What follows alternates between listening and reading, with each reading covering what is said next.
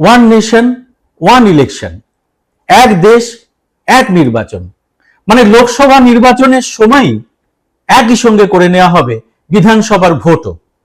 ধীরে ধীরে এই ব্যবস্থার মধ্যে ঢুকিয়ে দেওয়া হবে পুরসভা বা পঞ্চায়েতের ভোট। অর্থাৎ বারবার নয়, আপনি একবারই ভোট কেন্দ্রে গিয়ে সবকটি ভোট দিয়ে আসবেন। এতে বাঁচবে টাকা, আরো অনেক সুবিধে হবে। এই সব যুক্তি দেখিয়ে এই ভোট ব্যবস্থা চালু করার জন্য যেভাবে পরিমরি উদ্যোগে নেমে পড়েছে মোদী সরকার, তা দেখে অনেকেরই মনে আবার আশঙ্কার মেঘও তৈরি হচ্ছে। কেন উঠছে এ কথা? বিরোধীরা তো বটেই, রাজনৈতিক বিশেষজ্ঞদের একটা বড় অংশই মনে করছেন এই ব্যবস্থা চালু হলে দেশের যুক্তরাষ্ট্রীয় কাঠামোটাই ভেঙে পড়বে। কিভাবে? এই ব্যবস্থায় ভালো হবে না মন্দ? কি কি সুবিধা হবে আর কি কি অসুবিধে? সত্যি কি চালু করা যাবে এই ব্যবস্থা? বিষয়টি অত্যন্ত গুরুত্বপূর্ণ, কারণ গণতন্ত্রের মূল ভিত্তি তো ভোট। তাই এর ভালো মন্দ সব দিকে জানতে হবে আমাদের সবাইকে। কিন্তু কোনো গদি মিডিয়ায় এ নিয়ে কিন্তু কোনো আলোচনা পাবেন না। তাই এই ভিডিওটিতে খুবই সরল ভাষায় ছোট করে আলোচনার চেষ্টা করা হয়েছে। জানতে দেখবেন পুরো ভিডিওটি।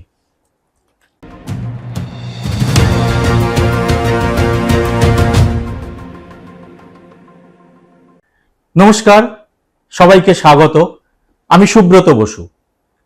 দেশে একই সঙ্গে লোকসভা এবং বিধানসভা ভোটের আয়োজন করতে এত হুড়মুড় কেন? বিষয়টা একটু খতিয়ে দেখা যাক। 2014 সালে কেন্দ্রে ক্ষমতায় আসে বিজেপি। প্রধানমন্ত্রী নরেন্দ্র মোদীর উদ্যোগে 2017 সালে নীতি আয়োগের তরফে একটা সুপারিশপত্র তৈরি করে দেশে একই সঙ্গে লোকসভা এবং বিধানসভা নির্বাচনের পক্ষে সওয়াল করা হয়। তারপর 6 বছর বিষয়টি নিয়ে আর তেমন নাড়াচাড়া করা হয়নি। তাহলে এখন ফের করা হচ্ছে কেন? কিন্তু এই ব্যবস্থা কি একেবারেই নতুন? এক দেশ এক নির্বাচন ব্যবস্থা 1952 সাল থেকে 1967 সাল পর্যন্ত স্বাভাবিকভাবেই আমাদের দেশে চালু ছিল, কিন্তু তার প্রেক্ষিত ছিল একেবারেই আলাদা। স্বাধীনতার পর দেশের প্রথম সাধারণ নির্বাচনের সময় বাস্তব প্রয়োজনের তাগিদেই সবকটি রাজ্যের বিধানসভা ভোট একই সঙ্গে করে নেওয়া খুব জরুরি ছিল। সে সময় গোটা দেশে কংগ্রেসেরই দাপট। তাই পরের দুটো সাধারণ নির্বাচনেও একই সঙ্গে বিধানসভা নির্বাচন হওয়ায় মোটের উপর পরিস্থিতি একই রকম ছিল। কিন্তু গোল বাঁধলো 1967 সালে ভোটের ফলাফলে। দেখা গেল কেন্দ্রে ক্ষমতায় ফিরলেও মোট 9টি রাজ্যে গদিচ্যুত হয়েছে কংগ্রেস। শাসকের রক্তচক্ষুর দাপট তখন এখনকার মতো প্রবল না হলেও সে সময় যে অল্প বিস্তর ছিল না তা নয়, যার পরিণতিতে বেশ কয়েকটি রাজ্যে অকংগ্রেসী সরকারকে ফেলে দেওয়া হলো মেয়াদ ফুরোনোর আগেই। আর এরপর থেকে দেশে ভোটের নির্ঘণ্টটাই কিন্তু বদলে গেল। লোকসভা নির্বাচন আর বিধানসভার ভোট আলাদা আলাদা সময় হতে লাগলো বেশ কিছু রাজ্যে। এখন এই ব্যবস্থা ফের চালু করতে গেলে প্রায় 18 দফা সংবিধান সংশোধন করতে হবে। আর তার জন্য সংসদের 2 কক্ষে 2/3 সদস্যের সমর্থন খুব জরুরি। আর এটা এখন মোদিজির নেই। গোটা এনডিএ মিলিয়েও তা হওয়া সম্ভব নয়। তাহলে কি করে হবে এটা? এটা খুবই মুশকিলের কাজ। দেশের অধিকাংশ বিধানসভাতেও এই প্রস্তাবের পক্ষে অনুমোদন নেওয়া প্রয়োজন। তাই বিষয়টি খুব সহজে করা যাবে না বলেই সংবিধান বিশেষজ্ঞরা বলছেন। এবার আসা যাক এর ভালো মন্দ সুবিধে অসুবিধের কথায়। প্রথমে এর যেসব সুবিধাগুলো বলা হচ্ছে সেগুলি জানাই। 1, এতে অর্থ বাঁচবে, বারবার বিরাট সংখ্যক সিকিউরিটি ফোর্সকে কাজে লাগাতে হবে না। 2, প্রশাসনিক সুবিধা হবে। যে রাজ্যে যখন সরকারের মেয়াদ শেষ হয় তখন বিধানসভা নির্বাচন হয়ে থাকে। এর ফলে বছরভর দফায় দফায় ভোট থাকায় সরকারি কাজকর্ম এবং উন্নয়নের প্রকল্পগুলি ব্যাহত হয় বলে দাবি করা হচ্ছে। 3, ভোটের হারও বাড়বে, কারণ যেসব মানুষ ভিন রাজ্যে কাজকর্ম করেন তারা একবার আসলেই হবে। তাহলে তো ভালোই হবে এই নতুন ব্যবস্থা। এতে সবার এত আপত্তির কারণ কি? আইনের নানা জটিলতায় না ঢুকে খুব সহজভাবে এগুলো একটু আলোচনা করা যাক। 1, এই পদ্ধতিতে রাজ্যের বিষয় কতটা প্রাধান্য পাবে? কিরকম? ধরুন রাজ্যের খুব গুরুত্বপূর্ণ কোনো বিষয়টি সামনে এনে আপনি ভোট দিতে চান, যেমন ধরুন আরজিকর কাণ্ড। আপনি হয়তো আপনার শিক্ষার কারণে লোকসভা বিধানসভা ভোটের ইস্যুগুলোকে আলাদা করতে পেরে ভোটটা কোথায় কাকে দেবেন তা ঠিক করে ফেললেন। কিন্তু সব মানুষের পক্ষে কি তা সম্ভব? দেশে জাতীয় রাজনৈতিক দলগুলির পাশাপাশি বেশ কিছু রাজ্যে ক্ষমতায় আছে আঞ্চলিক দল। দেশে এখন 6টি জাতীয় দল আছে, আর 54টির মতো রাজ্যভিত্তিক দল রয়েছে, আর রয়েছে 200-র বেশি ছোটখাটো নানা পার্টি। কিন্তু সাধারণ নির্বাচনের সঙ্গে বিধানসভা ভোট হলে রাজ্যের স্থানীয় ইস্যুগুলি রাজ্যের পাটিগণিতের সাধারণ নিয়মেই ব্যাক বেঞ্চে চলে যাবে নাকি? নানা ভাষা, নানা মত, নানা পরিধানের এই দেশ কি তাহলে ভবিষ্যতে তার রাজ্যভিত্তিক রাজনৈতিক স্বাতন্ত্র্যের সুযোগটুকু হারিয়ে ফেলবে? এই প্রশ্নটা কিন্তু থেকে যাচ্ছে। আর এইতে কি যুক্তরাষ্ট্রীয় ব্যবস্থাটা ভেঙে পড়ার আশঙ্কা থেকে যাবে না? 2, এ ব্যাপারে সাধারণ মানুষের মতামতটা কি? এই যে বারবার ভোটের বিপুল খরচের কথা বলা হচ্ছে, সেই টাকা আসলে কোথায় যায়? তার বড় অংশই তো রাজনৈতিক পার্টির তহবিল থেকে যায় ভোটের সময় নানা অর্থনৈতিক কর্মকাণ্ডে নিযুক্ত সাধারণ মানুষের কাছেই। যেমন ধরুন ফ্লেক্স, কাট আউট তৈরি, গাড়ির মালিক চালক থেকে শুরু করে লক্ষ লক্ষ মানুষ এর থেকে রোজগার পান। এর পরিমাণ কত লক্ষ কোটি টাকা? তাহলে তো টাকা নষ্ট হচ্ছে না, তাতে লাভ না ক্ষতি? এই সব মানুষ তো মনে করতেই পারেন বারবার ভোট হলেই তাদের লাভ। 3, 5 বছর পর পর ভোট হলে সাধারণ মানুষ তাদের ক্ষোভের কথা ঠিক মতো প্রকাশ করতে পারবেন না।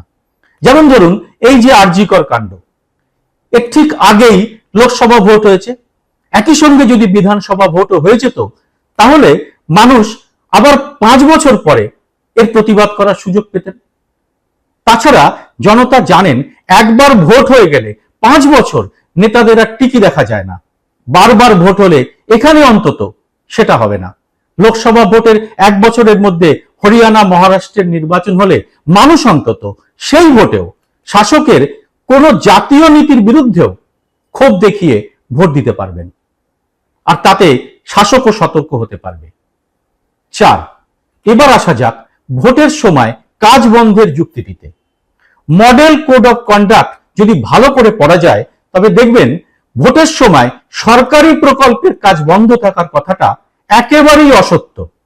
এটাতে স্পষ্ট লেখা আছে এই সময় নতুন প্রকল্পের ঘোষণা করা যাবে না। তার মানে চালু প্রকল্পের কাজ করতে কোনো অসুবিধা নেই।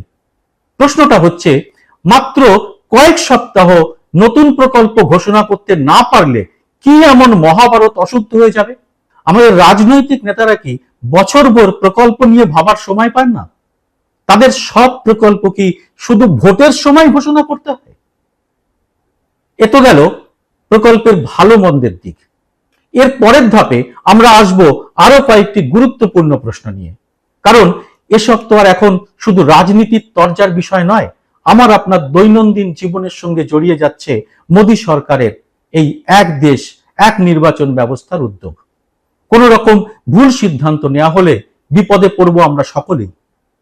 আগেই বলা হয়েছে, যারা নতুন এই ব্যবস্থা চালুর পক্ষে সওয়াল করছেন তাদের একটা বড় যুক্তি হচ্ছে একসঙ্গে লোকসভা আর বিধানসভার ভোট হলে সরকারের খরচ অনেক কমবে।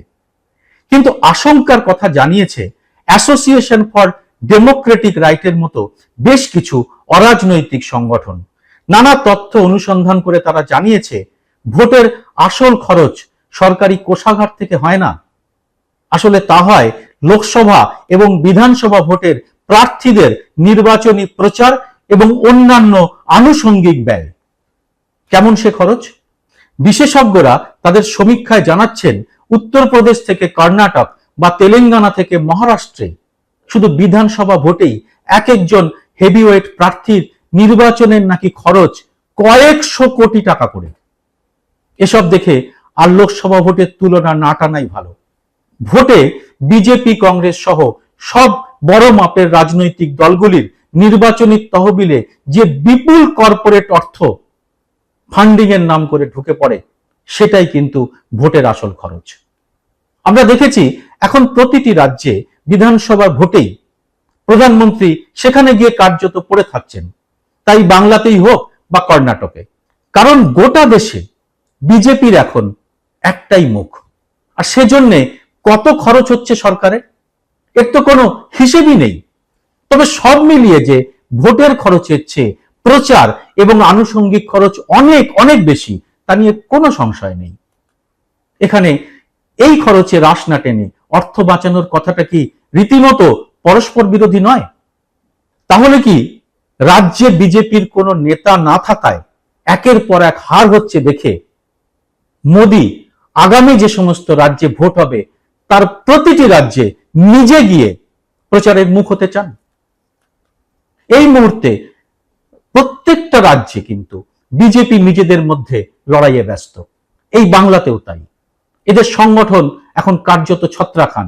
বিরোধীদের ঠেকাতেই কি মোদী এই চাল খেলতে চাইছেন সুকৌশলে? এই নিয়ে কি বলছেন আপনারা? আপনাদের মতামত এক্ষেত্রে কিন্তু খুবই গুরুত্বপূর্ণ।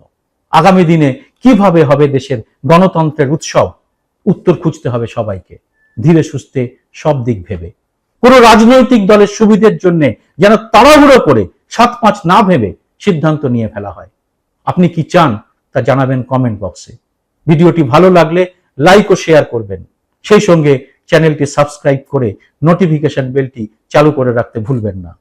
জয় হিন্দ, সত্যমেব জয়তে।